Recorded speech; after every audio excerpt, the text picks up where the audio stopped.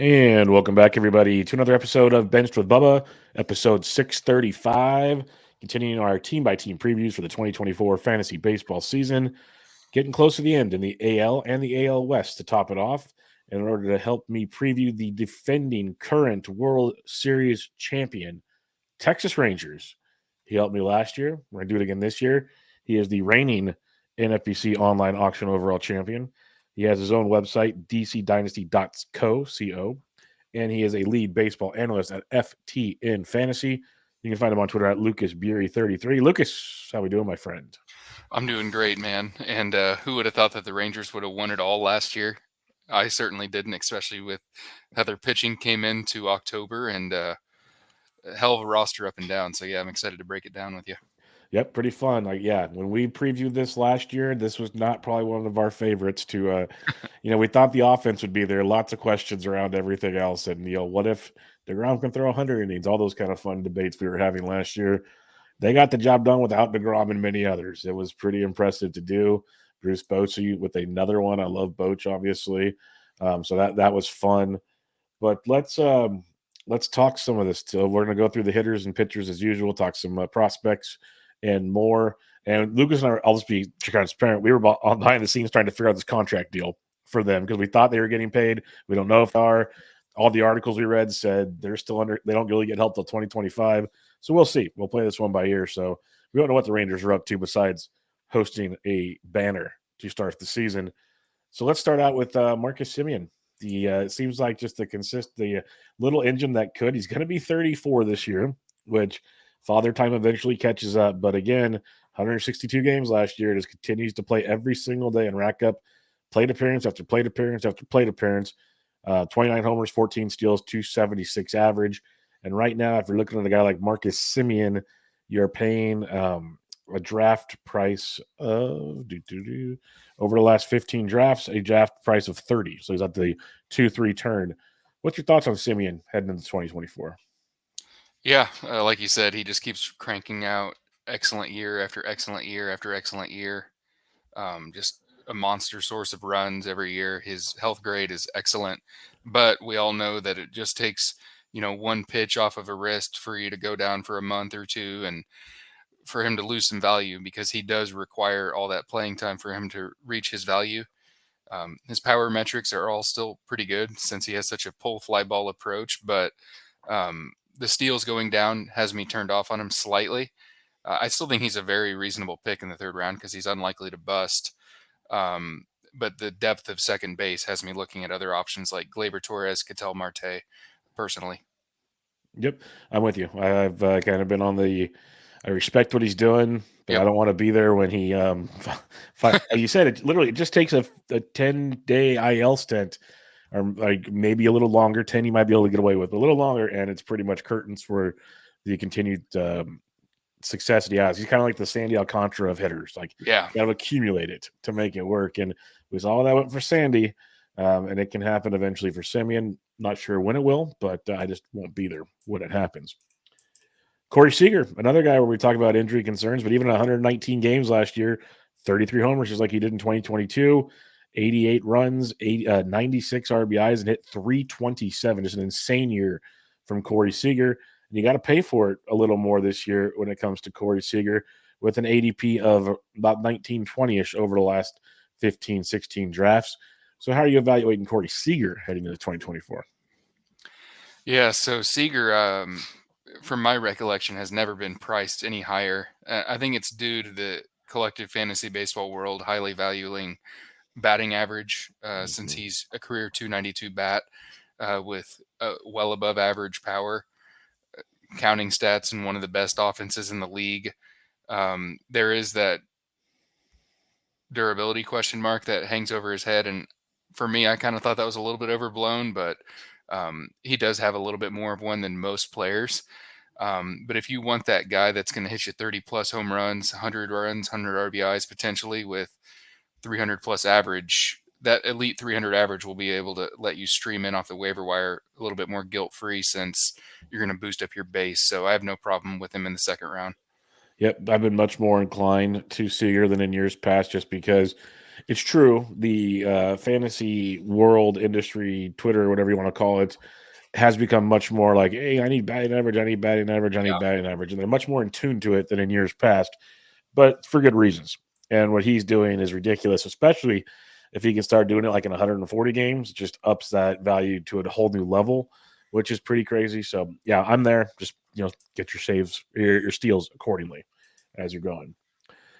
Adolis Garcia, want to hit on him real quick here. Obviously, he has an ADP of 47 over the last 15 drafts, and he continues to do it. Even after, like in 2021, when he went 31-16, everyone's like, "Oh, he strikes out too much. He can't do this, that, or the other."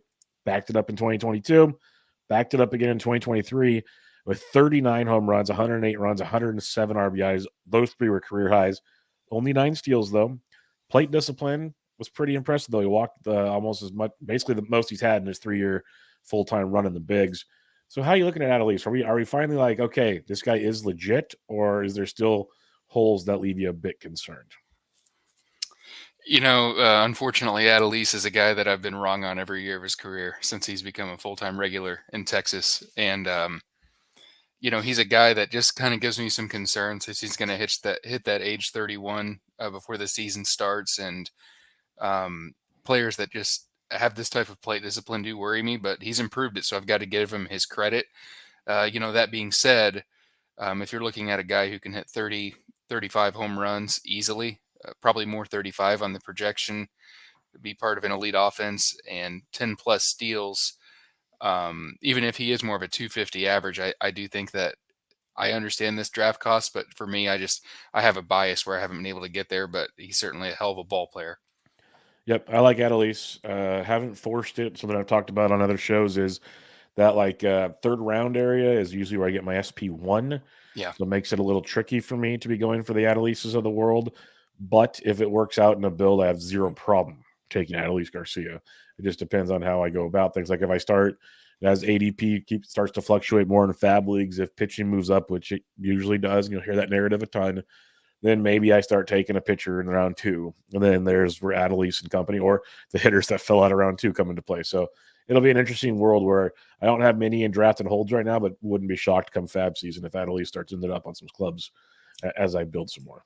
I do think with Garcia, if you look at his 2021, 35% O swing, 37% O swing in 2022, but last year it was only 30%.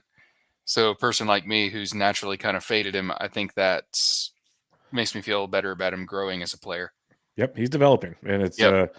it's one of those not so much like he's 30, which some might say is old, but it's after 3 full seasons of regular playing time, so he's late to the party basically. Yes. And that's where I look at it more so. Like it's great we see a ton of dudes, like especially middle infielders these days, 22, 23, 24. Like this is awesome. They're going to keep just doing it. Well, Adelise didn't have that luxury in St. Louis, and then he goes to Texas, and here we are. So I'm with you very, very much. Nathaniel Lowe. This is an interesting one because he seems like he gets just kind of quiet. 17 homers, 1 steal, 262 last year, but career highs and runs and RBIs because the Rangers offense was a juggernaut. So depending on what you're looking for, he did help you in some areas, kind of let you down a bit in others. But it's kind of who he is. He had like a big 2022, but his 2023 kind of matched 2021 in a roundabout way. So you're looking at Nathaniel Lowe, ADP of 211. Is this someone that interests you at all? Probably more of a corner infield than a first base option, but does he interest you at all? For me, not interested. He's kind of a funny, quirky player since he does not pull the ball hardly at all. He's a going opposite field and up the middle. I think he kind of waits on fastballs since elite velocity ate him alive in Tampa, and he made a change to kind of let the ball come in on him more and go opposite and up the middle. But for me, um, I would rather just wait on the position, take a bounce back on Anthony Rizzo, Heck yeah. go for a Josh Bell, or worst case, I think Ty France could put up similar numbers to Nathaniel Lowe, since I think he's got a huge cap on his home runs. And I think that he will start to sit against left-handed arms. Yep, I don't think you're wrong. Like I like Lowe, really good OBP guy if you're in one Yeah. of those formats. But when he had that big 27 home run season in 2022, but like I said, surrounded by 18 and 17, I think he's probably more the 18 and 17 guy. Yes. And at that point, what's he really doing for you if he's not stealing 15 bags or something? So I'm with you. he's more of a 4 category guy, and one of the categories in power isn't really what you need either. So maybe more of a 3.5 category guy, and that's not really going to cut it for you. Jonah Heim, big 23 for Jonah Heim, where he played 131 games after playing 127 in 2022. And we say big year, but he basically backed it up: 16 homers to 18, 2 steals each. The counting stats are huge: 95 RBIs, my Atlanta, and his batting average jumped to 258. Batting average, who knows? It's tough to guarantee 95 RBIs again in a catcher's position. That's the one thing I'll throw out there right out the gate to people that are like, "Oh, Jonah," and I still think Jonah's very good. I think he's catching too much flack in certain circles. I don't think he deserves all of that, but at the same time, like there definitely needs to be a little comeback. Power's there, average should be okay. Counting stats get tempered on, but ADP of 175. So, what are your thoughts on Jonah Heim? Yeah, I think at that price, I don't think it's a horrible pick or anything, but for me, I would either invest in the previous grouping of catchers with a Wilson Contreras or catch a Sal Perez, or I would just keep waiting and waiting because I think Ryan Jeffers could put up similar numbers. Um, so yeah, for me, Heim is just in a place where he's going to flirt with the 20 home run mark potentially. Excellent RBIs, probably 65 plus, I would imagine, but it's going to come down significantly from the 95. And as far as batting average, I think he'll be not hurting you, but probably won't help you out either. So just for me, I think there's guys I like before him and guys I like after him. So I'm not paying a 175 ADP or so. That was a very quality political answer there. That was good because I've heard many people just talk down on Jonah Heim, but the catcher's pool is so deep, I think is what kind of hurts him more than his production. Exactly. And Yeah. that's the part I guess where I get annoyed when they start pointing at the production. But the production is pretty good. Like it's not that bad. And if the pool wasn't so deep, we'd be all over that kind of production. But Yes. but the pool is much deeper. So I was about to say, if it was most years, this would look yes, a lot better. But yes, given this year how deep it just is kind of vanilla, and it's not cheap either. So 100%. Yeah, and I like Jeffers a lot, so I'm with you on that. Josh Young. Now things start to get fun here in Texas. The going to be 26-year-old, played 122 games last year, 23 home runs, hit 266, battled injury in the middle of the season, but coming back with an ADP of 110 this year. Are we in on the Josh Young train? Because when he was healthy, that power was pretty sweet. yeah, I think that at his ADP, I think Josh Young is completely reasonable. It's just ultimately, yeah, you know, where are you going to be able to find your starting pitching? Is there a third baseman that you like later? There's nothing wrong with Young for me at all. And in fact, I'm going to have some where I can here and there. A 12% barrel rate, 48% hard hit rate. The guy is just off the charts as far as how he impacts the ball. The 29% K rate is much higher than I expected. If you look at his uh, first taste at AAA, he was 22% and 22% that same year in AA. So you would have thought that he would have that more batting average with solid power, but not elite power with a lower batting average. But he also had a shoulder injury, and maybe he's just developed in this power swing happy approach. But either way, I think he's a really nice pick, and you're buying a player in a World Series caliber offense. Yep. I'm with you. I think he's very solid, especially at that third base position where it's there's depth, but it gets very interesting there. So I think Young's got another level to him, like a 30 plus home run dude, which Yes. could be pretty fun.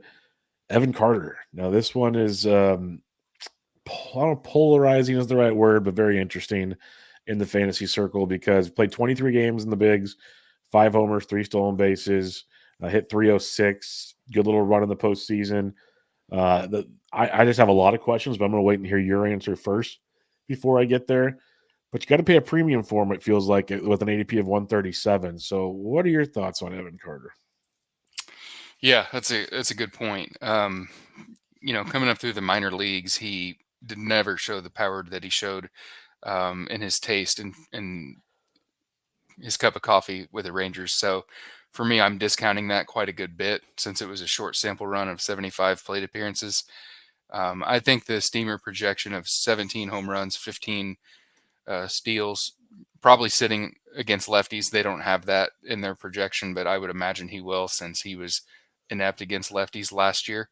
And this is a first division team, so they're going to have high standards, and they have a crowded depth chart too. So, yeah, I mean, kind of a 15-15 guy, maybe plus or minus on, home runs or steals. But for me, there's outfielders I like better that go a bit cheaper and don't have as much volatility since he is still unproven at the big league level.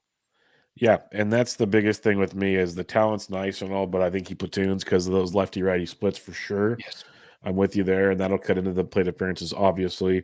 But just overall production, I'd say profile you can get later in the draft, like you said. That's definitely one you can get somewhere else. And at that point where you have to draft Evan Carter, you can go and get your SP2. You can get a lot of other positions filled out where I think it's just more proper build than the Evan Carter train.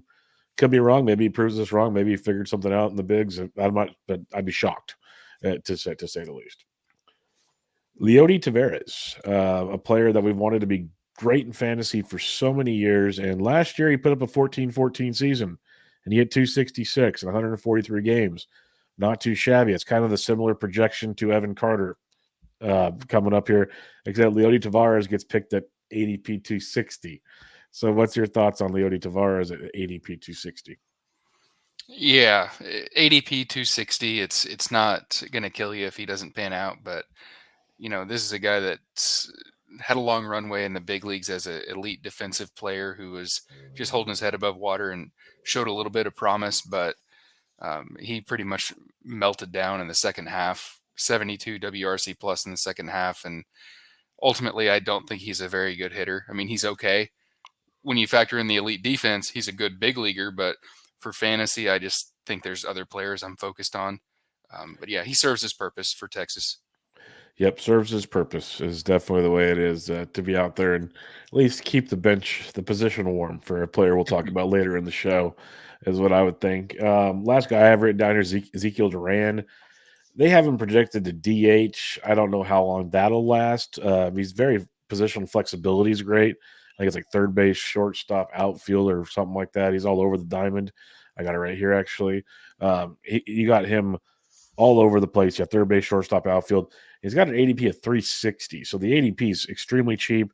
Playing time is a concern. Like he played 122 games last year, which is great. Steamers got him for 49. I obviously think it's something in the middle, but how do you look at it as a guy like Ezekiel Duran? Is he just is what it is? He won't be on your roster, or is there something more to it? He's a guy that I'm pretty high on. Okay, good. Factor in the cost. I mean, 360. He's a bench reserve pick for your DCs. Oh yeah, DC's is Covers great. covers your outfield, middle infield, and corner infield. Any injury to any player that we just talked about in the previous 17 minutes, he's going to get automatic playing time. Excellent max exit velocity, hits the ball hard, steals some bases. Would be a starter on most teams in the major leagues. So yeah, I think he's an excellent pickup here, and even in a fab league, if you're not looking at a DC, he's one of those guys where you can have 2 bench hitters, 5 pitchers, and you'll have coverage because he has so many different positions. So he's a player I'm pretty optimistic on. I like it. I've talked about him on the shortstop preview of Bloomfield as a late round shortstop target of mine for the pretty much most of the reasons you just mentioned there. So glad we're on the same page on that. Any other hitters you'd like to mention that's on the active roster for now? We'll talk prospect later on. No, Yeah. it was just a debate of whether or not they'd bring back Mitch Garver, and considering their highly high budget, I don't blame them for letting him go. So yeah, that's it. Yep. Yep. That's a shot. I would have liked him there, but obviously not in the cards on that one. Let's head to the mound. Nathan, I should say, Eovaldi is coming in off an interesting season. Like started out really, really, really good. Then kind of had some injury concerns. Finished the season pretty, at least the postseason. His last outing was pretty good. Did get up to 144 innings, which is good to see. Strikeouts were still decent. Ratios were. Yeah, that's the one thing everybody likes to have their little fun with Eovaldi.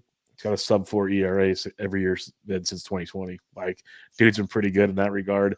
What's your thoughts on Eovaldi? Because right now ADP of 204. Yeah, Uvalde was one of the better pitchers in the American League until he had his second half decline, and just based on the depth that the Rangers had in the season, they were kind of, I hate to say forced, but they kind of brought him back, and it didn't go very smoothly. As far as just looking here from September 5th till the end of the year. He had 20 innings and gave up 21 earned runs, but then somehow was able to get back into form in the playoffs, and his velocity recovered as well, which shocked me. That was one reason I didn't expect him to make it, because this guy was a shell of himself. But yeah, I mean, he's basically one of these pitchers that's a very good pitcher, mixes his pitches really well, has a split finger that he really uses for whiffs. And before the disaster coming back from the injured list, he had 123 innings with a 2.69 ERA, 111 strikeouts, so a little bit below 1 per inning. But he's a pretty good pitcher if you're willing to stomach the risk. And whenever you see that velocity dip, you can just sit him for that time period. Yeah, I'm with you. I'm still on the Evaldi train. When he got that velocity back, I was like, "Holy shnikes, that actually happened!" Like I'm with you. I thought he was donezo. I'm like, "This Yeah. is well, don't even bring him back. It's a bad idea." And then did what he did. So that was obviously great to see. John Gray it was a weird year for John Gray. Started out really good, made a massive pitch mix, or started out really rough. Made a pitch mix change. It got very very good, and then it kind of all went up in smoke again. Made 29 starts though, threw 157 innings, 4.12 ERA. You don't have to pay for. He's a 312 Yeah. ADP. It's free.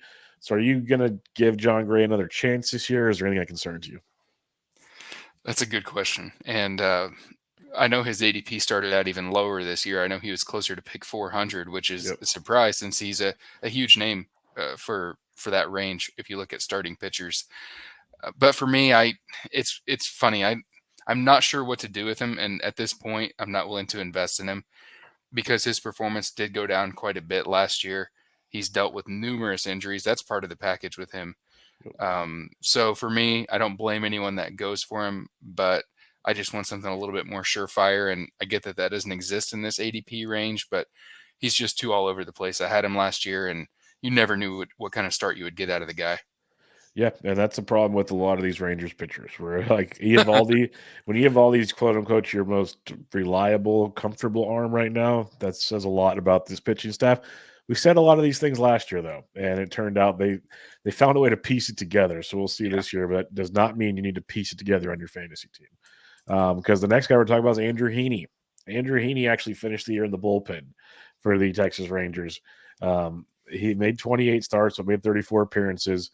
Strikeouts were still pretty good, down compared to the previous 2 years, but still good. Ratios weren't atrocious. Bullpen probably helped with that a little bit. ADP's 360. This is a guy with Heaney, and I've given him a lot of crap throughout the day. Guy can get up home runs with the best of them. He's very good at that. But when he's on, he can also strike out double digits pretty easily. Like he makes it look easy at times. So, what's your thoughts on Heaney this year, paying 360 ADP price? Yeah, 360. Again, this is just another arm that's just not too reliable enough for me. He is another absolute roller coaster. I had him in a few leagues, and he was amazing for a month, and then he would literally have 15 earned runs in 2 starts combined, and it's hard to predict when he is going to be a good arm. His velocity's kind of dropped off too, and you've seen the team's usage of him. They can shuffle him in and out of the bullpen, so their confidence in him is low as well. So, um, yeah, I just think he kind of is what he is. He can get some whiffs. He's probably more of a 4 inning pitcher than a full blown starter, and I just have my sights set a little bit higher than him. Yep, that's totally fair. Roller coaster is a great way to define Andrew Heaney. That Yes. is a great way to do it because there are some serious highs, but some massive lows on that train, sometimes in the same game. Yeah. So it makes it really crazy. Dane Dunning, gonna show some love to Dane Dunning. I talked about him on like some of the season wrap up shows. He's boring. That's the way I'm gonna say it with Dane Dunning. Very boring. Doesn't strike out a ton of dudes. Like he had a 7.3 K to 9. If you look at percentages, he had right there 19.4% K rate, 7.6% walk, 11.8% K to walk. Obviously, you'd like to see a little more there. But what you also get are pretty good ratios 370 ERA. 126 whip is what it is. Not great, but it's not bad for an ADP Not of bad. 354. That's where it is. The thing is, last year when I loved him in DCs, a lot later than that. So, are you interested in a Dane Dunning in the 350, close to the Andrew Heaney range? Uh, this is a weird team just because I really don't like a lot of their arms. I Yeah, think their arms Dunning aren't is, good. yeah, Dunning is fine. I understand it. But for me, if he's not preventing ratios, he just doesn't have anything to fall back on. Just since the swing and miss and the strikeout stuff is low, since he's hovering over that Zach Greinke line of 90 miles an hour. So um, he might have some sort of tricks where he can outperform his Sierra and some of the other metrics. And if he does this again next year, I'll certainly open up my eyes because some players can do that. But since he doesn't have the strikeouts to fall back on, I felt like in that first half he was highly overperforming, but then he had a nice spurt towards the end of the year, so he can go on runs, which is good. So maybe more of a fab league guy, so you can dump him if it doesn't work out. But not a huge guy for me personally. Yep. Again, I had a lot of them last year because of his price. Don't have much this year. Yeah, It's just one of those games where at his price last year, you're getting 500s or whatever. I'll sacrifice other stats just to get like the ratios. Where at yes, 354, I got to get just a little bit more. Like I'd rather gamble on a Heaney and a strikeout upside in that yeah. range. If I had to, don't really want either one, but that's where I'd be going in that range per se. Would you go for more of a Ranger Suarez, Clark Schmidt, Steven Matz? Any of those ring any bells to you? I have a lot of Steven Matz already, Me and too. Ranger Suarez is one guy I've not given up on just because injuries hurt him a bit, but just kind of the way he finished, like at least healthy and didn't look completely like the Ranger Suarez of old, but you saw signs of it where I'm like, okay, I can see a potential bounce back there. But I love Steven Matz, big Steven Matz guy. I was loving what he was doing last year before his injury, and Yeah, that's a guy that usually goes a lot higher. Let's just put it that way. yeah. So, and it sounds like you're on him too, so that is good, very, very good. Now, this Rangers pitching staff is obviously less than ideal, but maybe, kinda, could get better midway-ish through the season if things work out well. So hopefully that made sense to everybody out there. I tried to make it as complicated as possible. They have 3 reinforcements potentially coming. Jacob deGrom should be back midseason. Tyler Mahle should be back midseason. Max Scherzer should be back midseason. Scherzer had back surgery. DeGrom obviously had another, was it elbow or shoulder? Sorry, I got it right here. DeGrom had TJ. TJ again. He had that in June. So you're hoping for a July-ish, August potentially there, maybe earlier, but probably more July, August. Tyler Mahle, he had his in May, so you're thinking July probably. And then Scherzer had the back deal, and they're hoping for a June, July for him, is what they said. So Yes. again, all-star break. Let's just think all-star break for 3 guys. If we can get them back, what's your interest in these guys? Because let me just rile these off real quick. I'll let you kind of just do a group speak here to your thoughts. Scherzer, 338 ADP. DeGrom, 429 ADP. Mahle, 661 ADP. And I have taken a couple shares of Mahle, I'll be Mhm. honest about that at 661. But what are your thoughts on these 3 potential reinforcements later on in the season? Degrom for me is the most cut and dry. You know, so many injuries, and he's had setback after setback. And for me, Yep. this team owes this guy a lot of money, so I think they're going to have an abundance of caution with him. I mean, after next year, they're still paying him for another 3+ years Yep. with a club option at the end of that. So I wouldn't be surprised if you only get a few starts in September out of him. And for me, you mentioned off his ADP, it's not cheap. Pick 430. There's still plenty of good players there. I mean, they're not amazing, but there's more useful players with better volume. So DeGrom is not a guy I'm going for. Yep. What about your interest on a Scherzer with the back injuries? Because we've seen that from time and time with him the last couple of years. Any interest in maybe taking the gamble there? Potentially in a DC Fab League is tough Oh yeah. because you're not going to get any breakouts. You'll have a 6-man bench if you take him in a Fab League. But this is a player that tore a shoulder muscle before the playoffs. Everyone thought he was cooked. He was kind of cooked because he was only a Yep. 3-4 inning starter, but he gave them a little bit of grit. So I love his mentality. I love Mhm. his makeup, and I think that he will be able to make it back and give you a half season of decent or pretty good numbers. His skills last year were still excellent, 21% K minus walk. So going into this year before the back injury, I kind of viewed him as like a Kershaw, where you don't know how many innings you're Yeah. going to get, but maybe a 120 of good solid innings. And yeah, I think he's reasonable there in a DC in a Fab league. I don't know. It's really hard. I've learned my lesson on stashing in Fab for injury pitchers. Yeah, and Fab, he's just not even. I can't stomach it. Not going to Yes. happen. 338 ADP in a DC. That's why it does get interesting. If he comes back at All Star break, and a lot of it is what you said, as people get annoyed when I say things like this, but it's not so statistically inclined, like you said. It's just kind of the makeup, the moxie of this Yeah. guy, and you talked about the money that they owe to Grum. Scherzer's a free agent after this year. He's got 3 years, 130 million. So they're going to want to be. He's a free agent in 2025, if I read correctly. So this is Hmm. his last hurrah. So they want to probably, if there's anything in that arm that can go, they want to go. So I think that's going to be interesting as well. I think the Kershaw comparison is pretty fair, also. You mentioned the moxie and the makeup. Let's face it.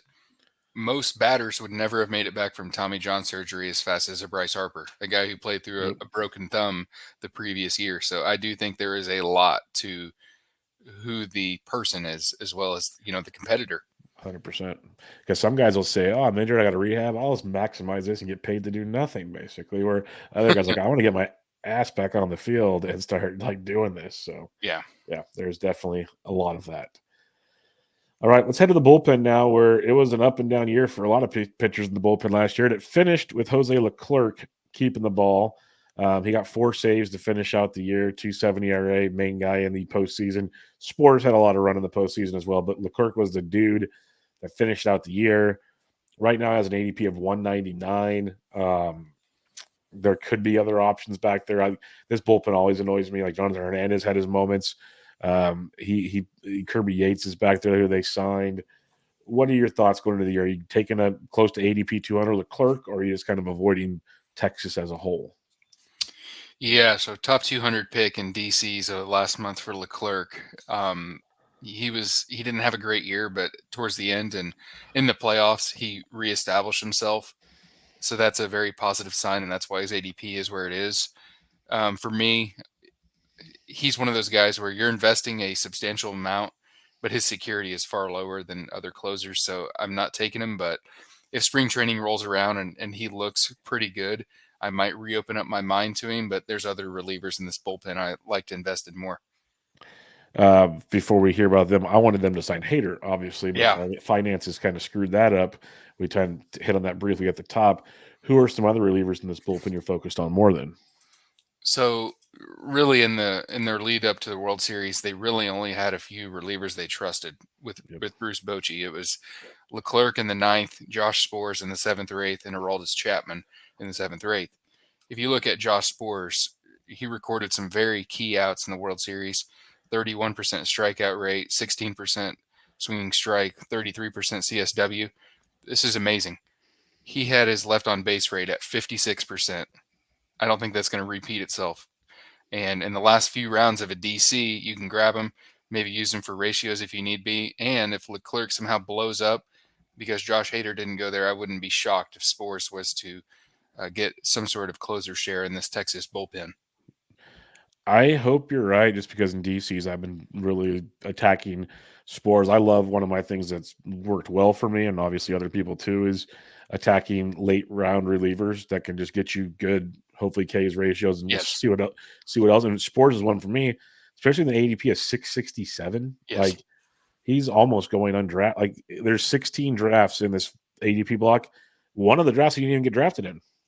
He went as he went between 521 and 743 and then didn't get drafted in one. So like I do like taking chances on him and obviously some other guys that people can look at in the back in the DCs, but Spores I like that your head's in a similar spot there because I've been looking at him quite a bit too.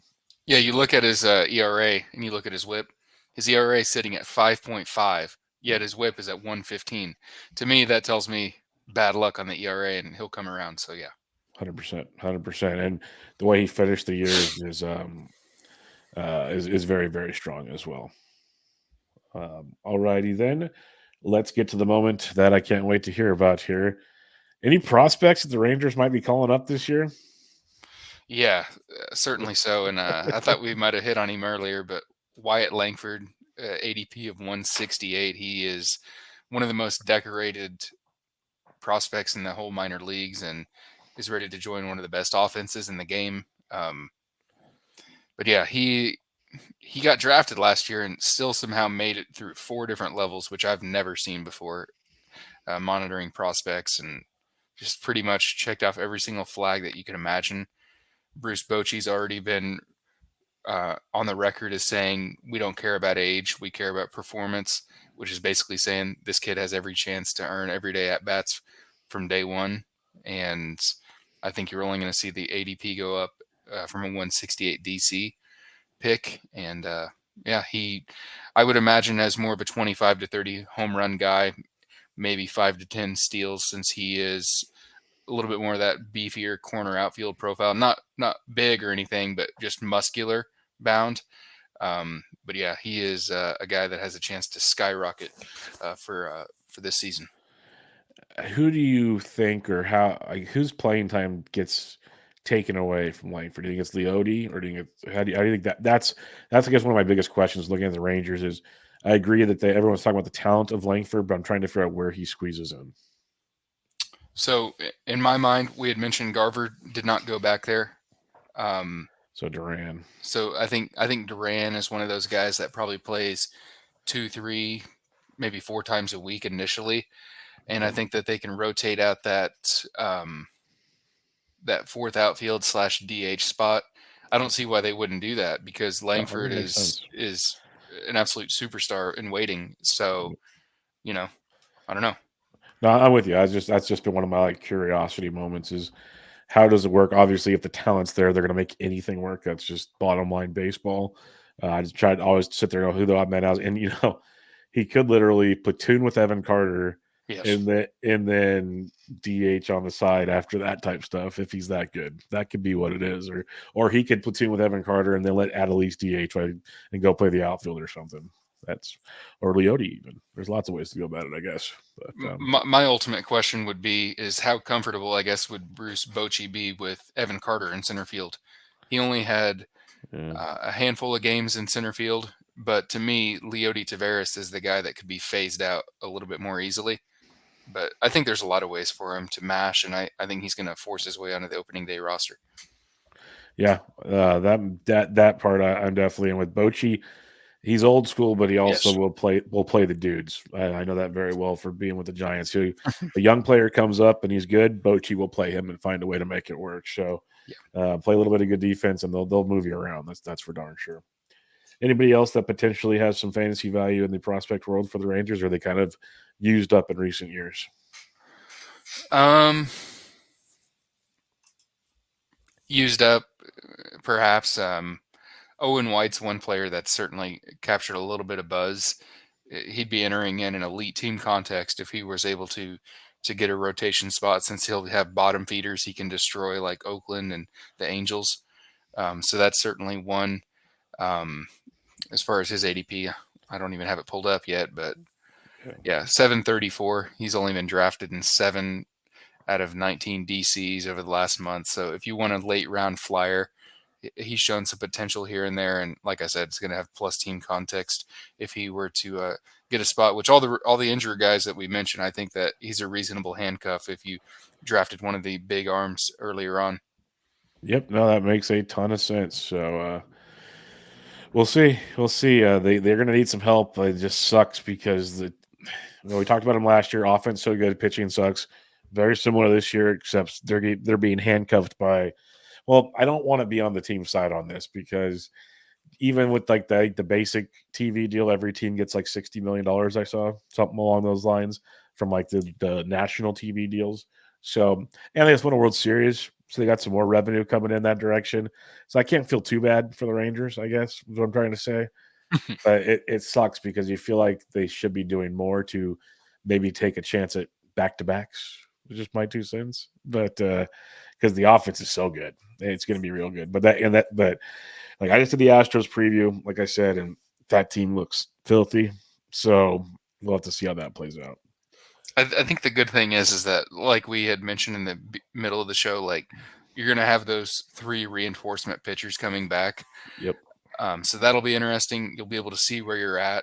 this is a prime team to go out of Kenley Jansen at the trading deadline, True. lengthen the bullpen there. So I mean, I think that they're at a great position right now, and there's multiple ways that they can improve their pitching once they see where they're at in the middle of the year.